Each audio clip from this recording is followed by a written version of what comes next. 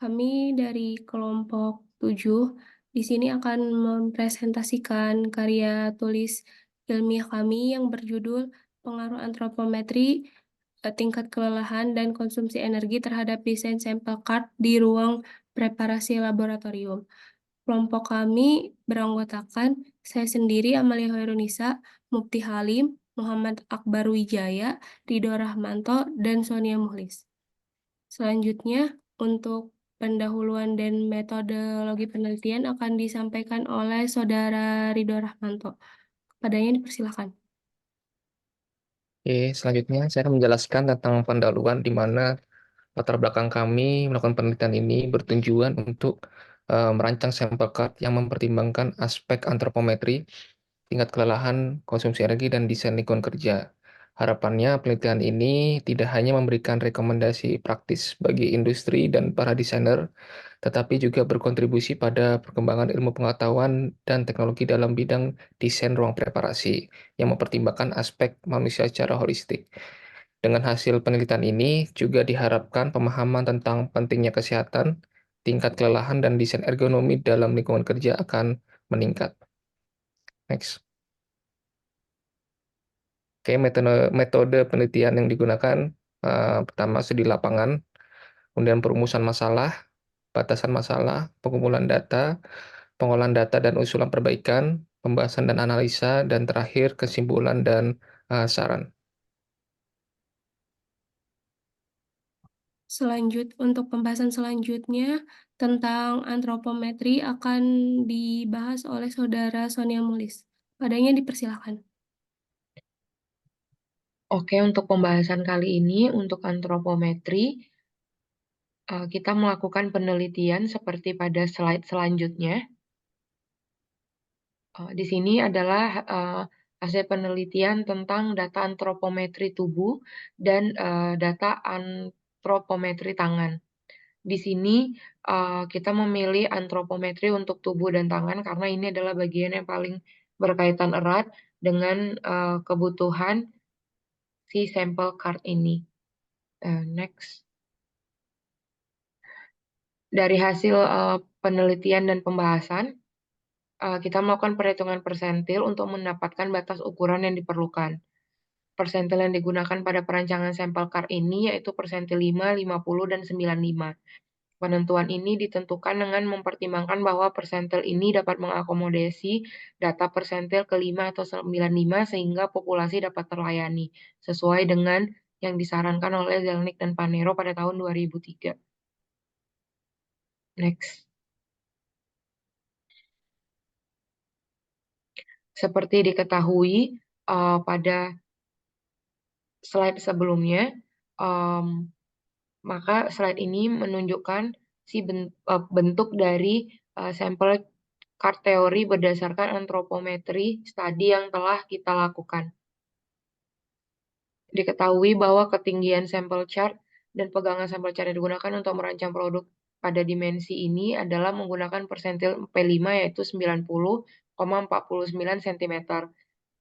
Kemudian lebar chartnya untuk lebar bahu adalah 52,88, panjang kaki 28,6 cm, dan pegangan sampel chart di 5,38 cm. Next.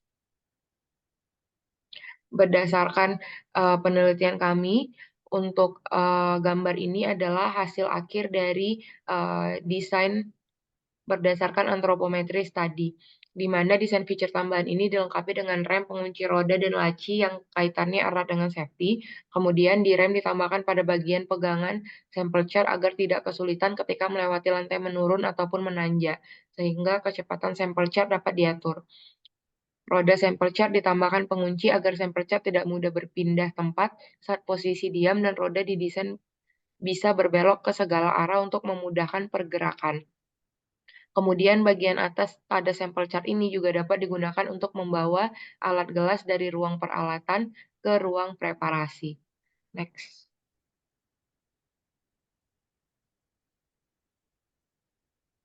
Untuk pembahasan selanjutnya tentang fatigue and energy consumption akan dijelaskan oleh Saudara Muhammad Akbar Wijaya. Padanya dipersilakan.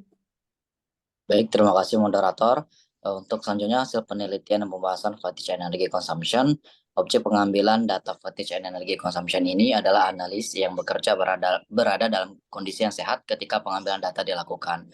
Yang dimana artinya analisis tersebut tidak memiliki cacat fisik, tidak dalam keadaan hamil, dan tidak memiliki riwayat penyakit yang berhubungan dengan sistem pernapasan maupun jantung. Kemudian, pengumpulan data fatigue menggunakan kuesioner FAS atau Fatigue Assessment Scale dari masing-masing gender laki-laki dan perempuan, yang dimana kami mengambil sampel sebanyak 3 orang. Data pengukuran tersebut dapat dilihat pada slide dari item 1 sampai dengan 10 dengan total skor 23,17 untuk rata-ratanya. Selanjutnya, next, untuk pengumpulan data energy consumption, diawali dengan pengukuran denyut nadi ketika bolak-balik membawa sampel dan alat kelas ke ruang preparasi. Pengumpulan data energi consumption menggunakan metode frekuensi kerja dengan menggunakan rumus energi E sama dengan 1,33 plus DNI minus DNO per 10. Yang mana hasil dari pengukuran energi consumption terhadap analis tersebut dapat dilihat pada tabel. Kemudian setelah diukur data pengukuran, setelah didapatkan data energi consumption, maka selanjutnya adalah perhitungan untuk break time, yang dimana hasil dari maksudnya rumus dari break time untuk laki-laki R sama dengan W minus 5,33 per W minus 1,33, yang hasilnya adalah minus 2. Kemudian untuk perempuan dengan rumus yang sama didapatkan hasil minus 14. Dari perhitungan tersebut didapatkan bahwa pekerjaan prepare sebelum analis cenderung lebih berat jika dilakukan oleh perempuan. Yang dimana artinya desain tempat penyimpanan sampel yang sekarang kurang memadai untuk digunakan oleh perempuan. Maka diperlukan perbaikan desain agar bisa lebih mudah digunakan oleh analis perempuan. Untuk pembahasan selanjutnya tentang work environment design akan dijelaskan oleh Saudara Mufti Halim. Kepadanya dipersilakan. Baik, terima kasih. Dari aspek work environment design, sumber data didapatkan dari tata letak ruang laboratorium.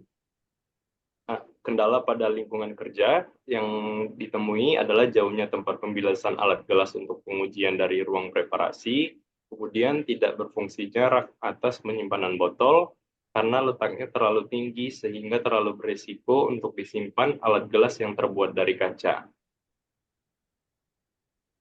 Kemudian ruangan kerja ditata ulang agar lebih efisien dan mencapai keleluasaan dan kenyamanan saat bekerja. Desain terbaru tampak pada gambar. Dari gambar dilihat bahwa layout ruangan diubah menjadi lebih ergonomis dan diharapkan dapat menunjang produktivitas pekerja. Komponen utama yang diusulkan untuk penataan ulang yang pertama adalah meja preparasi. Meja preparasi ini berbentuk T agar lorong untuk lalu lintas pekerja dan perpindahan alat maupun kebutuhan pekerja lainnya menjadi lebih leluasa, yang kemudian ada rak penyimpanan di bagian atas meja. Rak penyimpanan yang terletak di bagian atas meja dihilangkan karena dianggap kurang berfungsi bagi para pekerja. Selanjutnya, wastafel dan lemari buffet. Wastafel ditambahkan pada kedua ujung meja untuk membantu pekerja membersihkan berbagai peralatan yang telah digunakan, sehingga jaraknya lebih terjangkau dan pekerjaan diharapkan menjadi lebih efisien. Kemudian lemari buffetnya diposisikan di sudut meja untuk menyimpan berbagai kebutuhan pekerja yang frekuensi penggunaannya rendah, sehingga peralatan yang jarang dipakai tidak lagi diletakkan di atas meja preparasi dan menambah keleluasaan pekerja. Dan yang terakhir, kursi kerja. Kursi kerja diganti menjadi kursi yang memiliki sandaran dan adjustable sehingga tingginya dapat disesuaikan dengan kebutuhan pekerja. Kursi yang dilengkapi dengan sandaran diharapkan bisa membuat pekerja lebih nyaman dan meminimalisir potensi cedera punggung. Demikian saya kembalikan kepada moderator. Baik, terima kasih.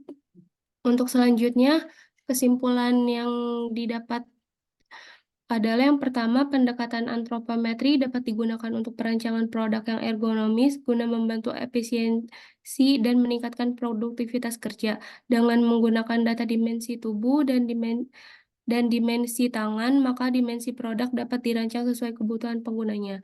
Pekerjaan preparasi sebelum analisis sampel cenderung lebih berat jika dilakukan oleh perempuan. Berarti cara persiapan sampel yang sekarang kurang memadai jika digunakan oleh perempuan, sehingga perlu diadakan troli sampel cart yang dilengkapi dengan laci dan sekat dan tempat gelas yang berfungsi untuk membantu pekerjaan pemindahan sampel dari ruang sampel ke ruangan preparasi berdampak ke fatigue dan energi consumption. Terakhir, ruangan preparasi ditata ulang agar lebih efisien dan mencapai keleluasaan serta kenyamanan saat bekerja. Komponen utama yang diusulkan untuk work environment design yaitu penataan ulang meja preparasi, menghilangkan rak penyimpanan di bagian atas meja, serta menambah wastafel dan lemari bapet, dan penggantian kursi kerja. Sekian presentasi dari kelompok kami. Terima kasih.